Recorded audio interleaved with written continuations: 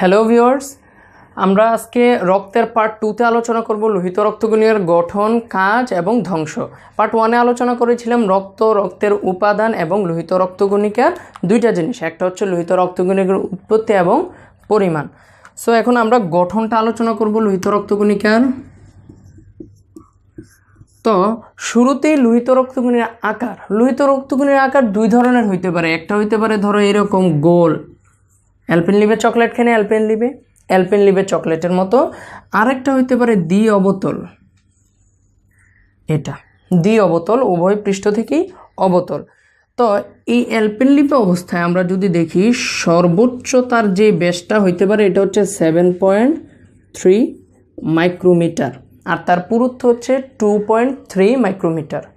তার ওইটা হচ্ছে যে সর্বোচ্চ ব্যাস, এই পুরা ব্যাসটা হচ্ছে 7.3 মাইক্রোমিটার আর পুরুত্ব 2.3 মাইক্রোমিটার। আর এই বাইকনকেভ শেপ অবস্থায় সবচেয়ে কম পুরুত্ব থাকে একেবারে মাঝখানে, এটা হচ্ছে 1 মাইক্রোমিটার। তো একটা হচ্ছে তার সার্কুলার বা গোলাকার শেপ, আর একটা হচ্ছে বাইকনকেভ দ্বি অবতল শেপ। এখন কোশ্চেন হচ্ছে তার সার্কুলার শেপ বুঝলাম, এটা থাকতেই পারে, কিন্তু দ্বি অবতল এইরকম একটা শেপ হওয়ার কারণটা কি? কনকেভ যেটাকে আমরা বলি, এইরকম শেপ হওয়ার কারণ কি? কারণ হচ্ছে ধরো আমি একটা এক্সাম্পল দিয়ে বোঝাচ্ছি। ধরো এটা হচ্ছে কোনো একটা রক্তনালী, আর এটা ধরো কোনো আরেকটা রক্তনালী, দুইটাই রক্তনালী। সাপোজ এটা হচ্ছে বড় রক্তনালী, এটা হচ্ছে ছোট বা চিকন রক্তনালী। এখন একটা লোহিত রক্তকণিকা এই বড় রক্তনালী দিয়ে যাচ্ছে, এরকম গোল যাচ্ছে, সে মুভ করতে পারতেছে, গেল। কিন্তু সে যখন যাইতে যাইতে এই ছোট বা সরু রক্তনালীতে আসবে, তখন তার যে এই সাইজ, এই মোটা সাইজ কি এই সরু রক্তনালীর ভিতর দিয়ে যেতে পারবে না। কিন্তু তখন তার কি করতে হবে? তখন তার এই শেপটা লাগবে, তখন সে এইরকম লম্বা হয়ে যাবে, বাইকনকেভ। বুঝতে পারলাম? তো যদি এই বাইকনকেভ শেপটা না হইতো, এই সার্কুলার বা গোলাকার শেপই থাকতো, তাহলে এই সরু রক্তনালী দিয়ে যাওয়ার সময় তার যেই সেল মেমব্রেন বা কোষ পর্দা আছে, এটা কি হইতো? ফাইটা যাইতো। ফেটে গেলে আমরা জানি লোহিত রক্তকণিকার ভিতরে প্রধান একটা উপাদান হচ্ছে হিমোগ্লোবিন। এই হিমোগ্লোবিনটা বের হয়ে চলে আসতো, আর লোহিত রক্তকণিকা থাকতে পারতো না। তো হিমোগ্লোবিন যদি রক্তে মুক্ত হয়ে যায়, তাহলে সে কি আর অক্সিজেন বহন করতে পারবে না। যদি অক্সিজেন বহন না করে, তাহলে আমাদের কোষগুলো থেকে অক্সিজেন সাপ্লাই দিতে পারবে? অবশ্যই পারবে না। যদি কোষগুলোতে অক্সিজেন সাপ্লাই দিতে না পারে, তাহলে কোষগুলো কি হবে? অক্সিজেনের অভাবে আস্তে আস্তে মারা যাবে। এই জন্য হচ্ছে তার এই দুই ধরনের শেপ বা দুই ধরনের আকৃতি তার জরুরি। একটা হচ্ছে সার্কুলার বা গোলাকার, আর একটা হচ্ছে দ্বি অবতল বা বাইকনকেভ।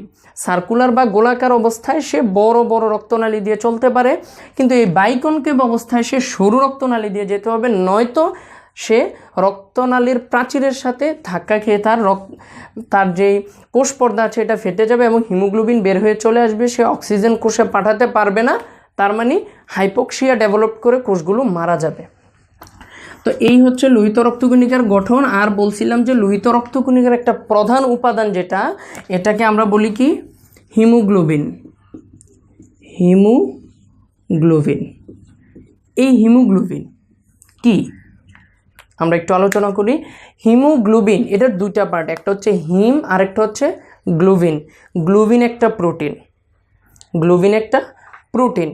তো এইরকম প্রোটিন মানে কি? Polypeptide chain. তো হিমোগ্লোবিন হচ্ছে গিয়ে, হিমটা কিভাবে তৈরি হয়? সেন্টারে আয়রন, তাকে কেন্দ্র করে যেটাকে আমরা বলি প্রোটোপরফাইরিন, তার সাথে 4 ধরনের পলিপেপটাইড লাগানো থাকে, 2টা আলফা চেইন, 2টা বিটা চেইন। এগুলো হচ্ছে গ্লোবিন চেইন বা এই প্রোটিনের চেইন। 2টা আলফা চেইন, 2টা বিটা চেইন লাগানো থাকে, আর হচ্ছে হিমের কেন্দ্রে থাকে আয়রন, তার সাথে স্ট্রাকচার মিলে পুরাটা হলো হিম, যেটাকে আমরা বলি প্রোটোপরফাইরিন, এবং আয়রন মিলে হিম, তার সাথে 4টা পলিপেপটাইড চেইন, 2টা আলফা 2টা বিটা। এটা আমাদের অ্যাডাল্ট। তো এটা হচ্ছে হিমোগ্লোবিন। তো এই হিমোগ্লোবিন থাকে কোথায়? রক্তে থাকে, লোহিত রক্তকণিকায়।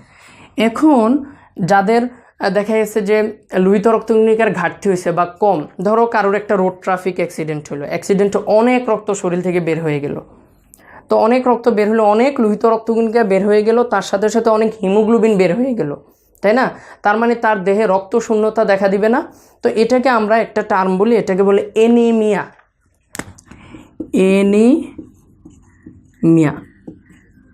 এনিমিয়া বা রক্তাল্পতা বা রক্তশূন্যতা। তোমাদের বইয়ে দেখবে একটি টার্ম আছে যে 50 লাখ যদি হয় লোহিত রক্তকণিকা, তার ভিতরে যদি 25%-এর মতো লোহিত রক্তকণিকা কমে যায়, তখন এনিমিয়া বা রক্তশূন্যতা দেখা দেয়।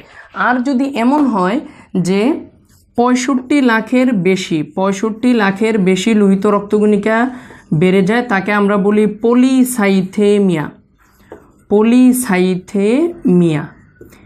পলি মানে অনেক, সাইট শব্দটা সাইট থেকে এসেছে, সাইট মানে কোষ, পলি মানে অনেক, সাইট মানে কোষ, আর এমিয়া মানে হচ্ছে ব্লাড, তার মানে অনেক রক্তকোষ, মানে লোহিত রক্তকণিকা 65 লাখের বেশি হলে আমরা বলি পলিসাইথেমিয়া, আর যদি 50 লাখ থেকে 25% কম হয় আমরা টার্মটা বলি এনিমিয়া। খুব ইম্পর্টেন্ট এটা শুধু রোড ট্রাফিক অ্যাক্সিডেন্ট, আদার অনেক কারণে হতে পারে। মেয়েদের মেনস্ট্রুয়েশন হয় বা যে পিরিয়ড হয়, পিরিয়ডের ব্লিডিং যদি বেশি হয় তাহলেও এই এনিমিয়া ডেভেলপ করতে পারে।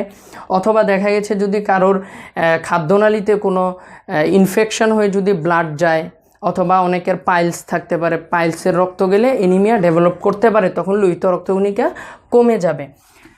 এবার আসো লোহিত রক্তকণিকার কাজ। হ্যাঁ, এখন আমরা দেখব হচ্ছে গিয়ে লোহিত রক্তকণিকার কাজ।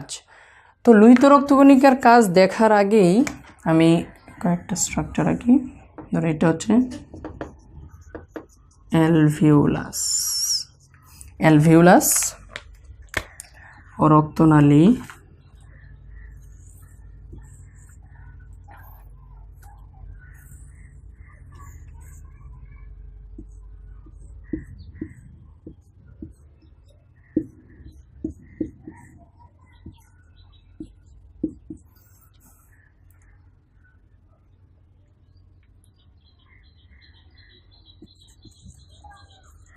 হ্যাঁ 3টা স্ট্রাকচার রাখলাম। একটা ধরো আমাদের লাংসের অ্যালভিউলাস, আরেকটা হচ্ছে ভেসেল বা রক্তনালী, আরেকটা হচ্ছে আমাদের সেল। তা আমরা জানি আমরা শ্বাস প্রশ্বাসের সাথে অক্সিজেন নেই না, অক্সিজেন। তো ধরো এই অক্সিজেন যখন আসলো, মানে আমরা শ্বাসে যে অক্সিজেন নেই এটা তো যায় অ্যালভিউলাসে, তাই না? আমাদের লাংসে যে অ্যালভিউলাস আছে, তো এই অ্যালভিউলাসে ধরো অক্সিজেনটা গেল, এই অক্সিজেনটা তখন অ্যালভিউলাস থেকে কোথায় যায়? রক্তনালীর ভিতরে যায়। রক্তনালীতে যে লোহিত রক্তকণিকা আছে, এই লোহিত রক্তকণিকার যে হিমোগ্লোবিন, এই হিমোগ্লোবিনের সাথে এই অক্সিজেনটা বাইন্ড করে বা লাগে, হিমোগ্লোবিনের সাথে মিলে তৈরি করে oxy haemoglobin, HbO2, oxy haemoglobin. তো আমরা শ্বাসের সাথে অক্সিজেন নিলাম, এটা লাংসের অ্যালভিউলাসে গেল, ওখানে রক্তনালী আছে, ওই রক্তনালীতে আছে হচ্ছে গিয়ে লোহিত রক্তকণিকা, ওখানে আছে হিমোগ্লোবিন, হিমোগ্লোবিনের সাথে এই অক্সিজেন মিলে অক্সি হিমোগ্লোবিন তৈরি করলো। এই অক্সি হিমোগ্লোবিন অবস্থায় রক্তে বাহিত হয়ে হয়ে কোষের কাছে গেল, ওই কোষে গিয়ে হিমোগ্লোবিন করে কি অক্সিজেনটাকে আবার ছেড়ে দেয়, ছেড়ে আবার হিমোগ্লোবিন এবং অক্সিজেন হয়ে যায়, এই অক্সিজেন কোষের ভিতরে ঢুকে যায়। এভাবেই লোহিত রক্তকণিকা কোষের ভিতরে অক্সিজেন পৌঁছে দিচ্ছে। এটাই আমি বলছিলাম যে যদি লোহিত রক্তকণিকা কমে যায়, এনিমিয়া হয়, তাহলে হিমোগ্লোবিনও কমে যাবে, এই অক্সিজেনটা বহন করে কোষে নিয়ে আসতে পারবে না, তখন কোষে হাইপো মানে কম, হাইপোক্সিয়া ডেভেলপ করবে।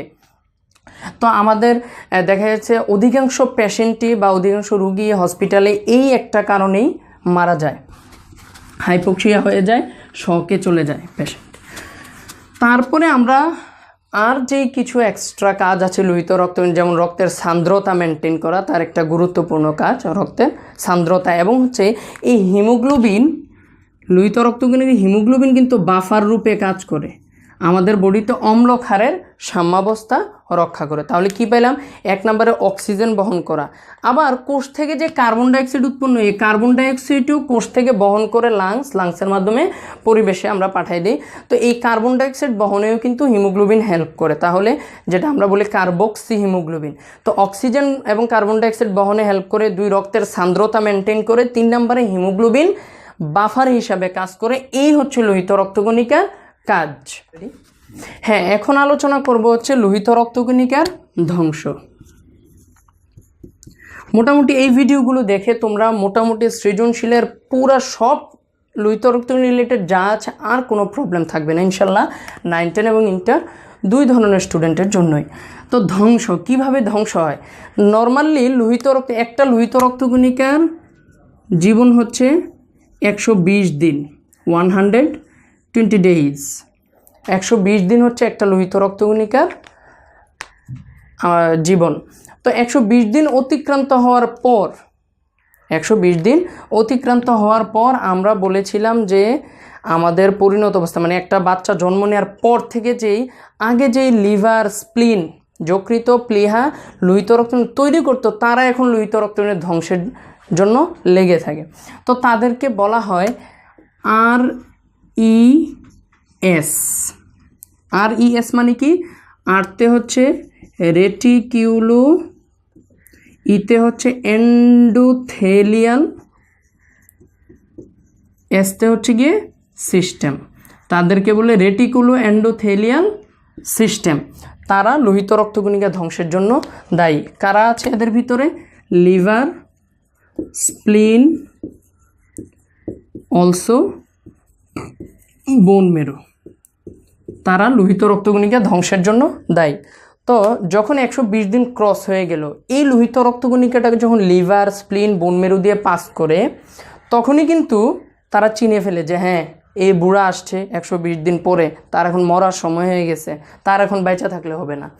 তখন এই লিভার, স্প্লিন, বোন মেরু করে কি ওই লোহিত রক্তকণিকার কোষ পর্দাটা ফাটিয়ে দেয়। যখন লোহিত রক্তকণিকার কোষ পর্দা ফেটে গেল, তখন কি হলো? সেম হিমোগ্লোবিনটা বের হয়ে চলে আসলো। তো লোহিত রক্তকণিকা ফেটে যখন হিমোগ্লোবিনটা বের হয়ে চলে আসলো, তখন এই হিমোগ্লোবিন দুইটা অংশে, আমরা জানি হিমোগ্লোবিন দুইটা অংশ নিয়ে গঠিত, দুইটা অংশে বিভক্ত হয়ে যায়। একটা হচ্ছে গিয়ে হিম আর হচ্ছে গ্লোবিন, দুইটা অংশে ভাগ হয়ে যায়। বলছিলাম গ্লোবিন হচ্ছে প্রোটিন, সে আমাদের বডিতে চলে আসে, গ্লোবিনের কোনো প্রবলেম নেই, সে চলে আসে আমাদের রক্তে আবার। আর এই যে বললাম যে হিমের দুইটা অংশ, একটা হচ্ছে গিয়ে আয়রন, যেটা বলছিলাম আয়রন Fe2+, নট 3+, আয়রন। আর হচ্ছে গিয়ে বিলিভার্ডিন। ঠিক আছে, এই বিলিভার্ডিন পরবর্তীতে কনভার্ট হয় বিলিরুবিনে। এই বিলিরুবিন পরবর্তীতে আমাদের ডেফিকেশন বা দেখা যাচ্ছে আমাদের যেগুলো মল আছে, মানে যে আমাদের পায়খানা অথবা দেখা আমরা যে পেশাব করি, এই পেশাবের সাথে এবং পায়খানার সাথে এই বিলিরুবিনটা বের হয়ে যায়। মেনলি পায়খানার সাথে আর কিছু পেশাবের সাথে বের হয়ে যায়। এই বিলিরুবিনের কারণেই কিন্তু আমাদের পেশাব হলুদ হয়। আমি সংক্ষেপে আবার বলি, প্রথমে 120 দিন ক্রস হয়ে গেল, একটা বুড়া এখন সে মরে যাবে লোহিত রক্তকণিকা, ঠিক আছে, সে লিভারে, স্প্লিনে অথবা বোন মেরুতে গেল, ওখানে কিন্তু চিনে ফেলে যে বুড়া আসছে, তাকে এখন মেরে ফেলো। তখন তার যে কোষ পর্দাটা এটা কি হয়? ফেটে যায় বা ফাটিয়ে দেয় তারা। তখন হিমোগ্লোবিন বের হয়ে চলে আসে। আর হিমোগ্লোবিনে আছে হিম এবং গ্লোবিন চলে যায় প্রোটিন রক্তে, আর হিম হচ্ছে গিয়ে আয়রন এবং বিলিভার্ডিন পরে বিলিরুবিন দুইটা রাস্তায় বের হয়ে যায়। একটা হচ্ছে গিয়ে খাদ্যনালীর মাধ্যমে, পায়খানার মাধ্যমে, আরেকটা হচ্ছে পেশাবের মাধ্যমে। একটা হচ্ছে ওই যে কিডনি ইউরিনারি সিস্টেম, আরেকটা হচ্ছে কি আমাদের লার্জ ইন্টেস্টাইন বা বৃহদান্ত্র দিয়ে বের হয়ে যায় মলের মাধ্যমে। এই হচ্ছে আমাদের ইন টোটাল লোহিত রক্তকণিকা। তো আমরা কি কি আলোচনা করলাম? উৎপত্তি, পরিমাণ, গঠন, কাজ এবং ধ্বংস। এগুলো পড়লেই তোমাদের লোহিত রক্তকণিকা সম্পর্কে ফুল কমপ্লিট। আশা করি সবাই লেকচারটা বুঝতে পেরেছো, এবং কারোর যদি কোনো প্রবলেম থাকে তোমরা আমাদের ভিডিওতে কমেন্টস করে জানাবে। অবশ্যই বেসিক অনলাইন স্কুলে সাবস্ক্রাইব করে আমাদের সাথে থাকবে। আল্লাহ হাফেজ, আসসালামু আলাইকুম।